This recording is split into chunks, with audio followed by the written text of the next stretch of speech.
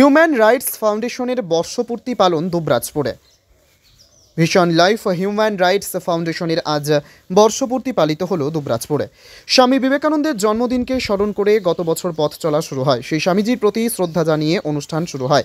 এদিন উপস্থিত ছিলেন সংস্থার সম্পাদক স্বপন মুখার্জি, সাদরুল আলম, বিবেক পাত্র, সৈয়দ নাসা সহ অন্যান্য অতিথিবৃন্দ। এদিন বিগত এক বছরের কর্ম ও আগামী দিনের কর্মসূচি নিয়ে আলোচনা করা হয়। পাশাপাশি একটি ছোট্ট সাংস্কৃতিক অনুষ্ঠানের আয়োজন করা হয়। এদিন ট্রাস্টের অন্যতম সদস্য এ বিষয়ে বিস্তারিত জানান। Bureau report, Dubrajpur news. আজকে হচ্ছে আমাদের ভিশন লাইফ হিউম্যান রাইটসের যে অফিসটা আমরা করেছিলাম এক বছর আগে, তার একটা ফাউন্ডেশন ডে সেলিব্রেশন আমাদের, আর 12 তারিখেই আমরা উদ্বোধন করেছিলাম। তো এক বছর হতে ছিল, আর এক বছরের মধ্যে যে কাজকর্ম আমরা করেছিলাম তার একটা আজকে অনুভূতি, একটা অনুভূতি। আর তার মধ্যে কিছু আছেন যাদেরকে আমরা একটু সম্মান জানাবো, যারা খুবই কর্মী। আমাদের সেক্রেটারি সাহেব আছেন এবার স্বপন মুখার্জি। তো সারা বছরই এই ক্রিয়াকলাপ করে তারপরে আমাদের চেয়ারপারসন আসছে, যে ভিশন লাইফ হিউম্যান রাইটসের যে চেয়ারপারসন আছে, আরও অ্যাসোসিয়েট যারা আছে। আর আমাদের দুবরাজপুর ব্লকের হিউম্যান রাইটস অফিসের 1 বছর পূর্ণ হচ্ছে, তারই মানে উল্লাসে আমরা এই সেলিব্রেশন।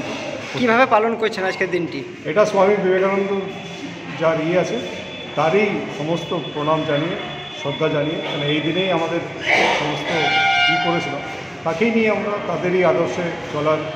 আর যারা খুবই সমাজে একটু বিচিত আছেন তাদেরকে কীভাবে সম্মান দেওয়া যায়, তাদের প্রতি কীভাবে জাস্টিস করা যায়, তাদের প্রতি কীভাবে একটু মুখে একটু হাসি তোলা যায়, সেই আন্দোলন নিয়েই আমরা।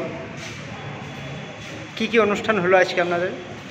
অনুষ্ঠান বলতে আজকে আমাদের কিছু ছোট একটা কালচার প্রোগ্রাম আছে, তারপরে আমাদের যে কিছু বক্তা আছেন, তার মধ্যে আমাদের দুবরাজপুর ব্লক হিউম্যান রাইটসের সেক্রেটারি স্বপন মুখার্জি আছেন, তারপরে ট্রাস্টি মেম্বার আছেন, তারপরে আরও কিছু যারা বিশিষ্ট যে লোকরা আছেন তাদের কিছু বক্তব্য থাকবে। ঠিক আছে, এটাই উদ্দেশ্য নিয়ে। আর আগামীকালে যেমন আরও আবেগ নিয়ে আমরা কাজ করতে পারি। আপনার নাম? আমার নাম সৈয়দ নাসা।